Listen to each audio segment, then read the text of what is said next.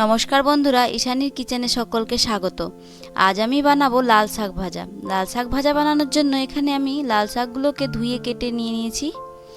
এবার একটা কড়াইয়ের মধ্যে সবগুলো শাক দিয়ে দেব,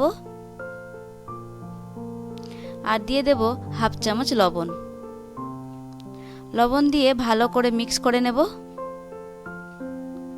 আর ঢাকা দিয়ে সেদ্ধ হতে দেব। ঢাকা খুলে একবার চেক করে নিচ্ছি সেদ্ধটা হয়েছে কিনা, কিন্তু এখনও সেদ্ধ হয়নি, তাই ঢেকে দিয়ে আবার 5 মিনিট রাখবো। আমার শাক সেদ্ধ হয়ে গেছে। এবার শাকগুলোকে নামিয়ে নেব। এবার কড়াই ধুয়ে আবার কড়াইটা গরম করে এর মধ্যে দিয়ে দেব 1.5 চামচ তেল।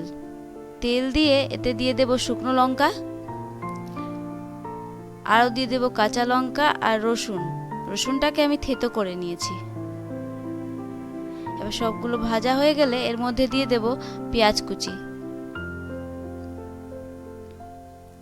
এখানে আমি 2টো পেঁয়াজ কুচি দিয়েছি। পেঁয়াজটাকেও ভালো করে ভেজে নেব। পেঁয়াজ ভাজা হয়ে গেছে। এবার এর মধ্যে দিয়ে দেব শাক। শাক দিয়ে এবার ভালো করে ভাজতে হবে।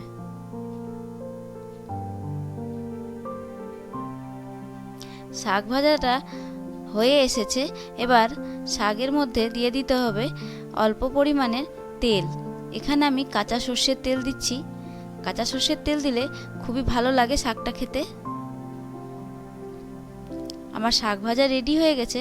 এবার আমি পরিবেশন করব। তোমাদের যদি এই ভিডিওটা পছন্দ হয়ে থাকে তো অবশ্যই বাড়িতে ট্রাই করতে পারো।